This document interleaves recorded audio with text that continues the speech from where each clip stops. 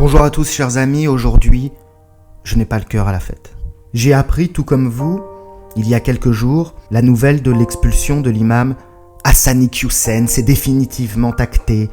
Le Conseil d'État a rendu sa décision. Donc, l'imam Hussein va devoir quitter le territoire français. Alors je dis imam, mais je ne sais pas trop comment l'appeler en réalité. Le savant Hassani Hussein, le maître, le grand maître, il a décidé de se faire appeler professeur et je reconnais bien là l'humilité si caractéristique du personnage parce qu'il est bien plus qu'un professeur évidemment. C'est une véritable tragédie pour la France, pour notre avenir. La France perd un de ses plus grands cerveaux, un de ses plus fiers représentants. Le professeur Hassani Hussein, c'est d'abord un immense savant, il connaît tout plein de hadiths par cœur, c'est un philosophe de haut vol, c'est un pédagogue hors pair, c'est un humaniste, et puis c'est un historien incomparable. Mais ça n'est pas qu'un cerveau, c'est aussi un très bel homme, ce qui ne gâche rien, une élégance naturelle, un raffinement inné. On croirait qu'il a été touché par la grâce, je ne vois pas d'autre mot. Hassani Hussein, c'est la synthèse de l'idéal classique du gentilhomme, c'est une sorte de Léonard de Vinci du XXIe siècle. Hassani Hussein, c'est la France éternelle, c'est la France de Louis XIV et de Victor Hugo, c'est la France du pâté en croûte, du fromage de chèvre, du litron de vin rouge, de la camaraderie, de la gaudriole et de la rigolade.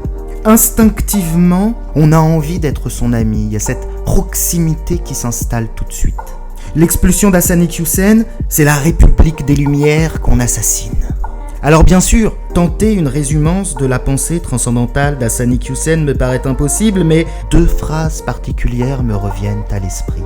Et je ne vais pas vous les citer moi-même parce que sa voix profonde et caverneuse, son parler si caractéristique, décuple l'intelligence et la puissance de son propos. La première leçon de vie qui m'a bouleversé et changé à jamais, c'est celle-ci, je vous laisse écouter. Je suis pas du tout un antisémite. Je suis sémite moi-même. Je suis seulement un anti-sioniste. Ce n'est pas pareil, ça n'a rien à voir, Zbé. C'est puissant, ça vous prend aux tripes, comme on dit. Puis sa deuxième intervention, qui relève du domaine du génie, je vous la laisse apprécier.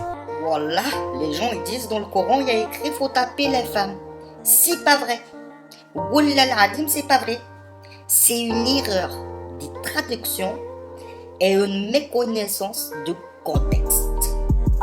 En arabe, les mots frappés, il veut aussi dire faire des baisers.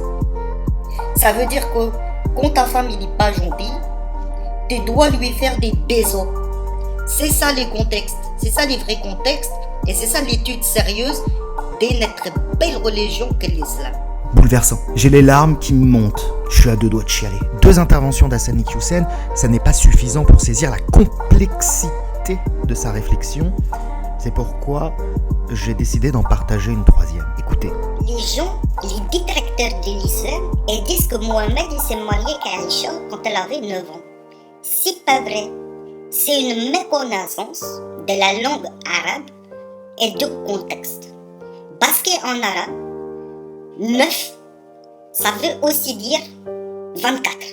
Et en fait, il ne s'est pas marié avec quelqu'un, elle avait 9 ans, mais quand elle avait 24 ans. Et oui, c'est subtil la langue arabe. Il y a plein de subtilités que les gens ne connaissent pas. Professeur Hussein, vos fulgurances intellectuelles, votre sourire, votre fraîcheur, votre humour, votre impertinence et surtout votre gentillesse nous manqueront. Privés de vos talents, la France va certainement prendre un retard considérable dans la recherche contre le cancer ou la conquête spatiale, mais c'est ainsi. Ciao l'artiste, salut mon pote, RIP.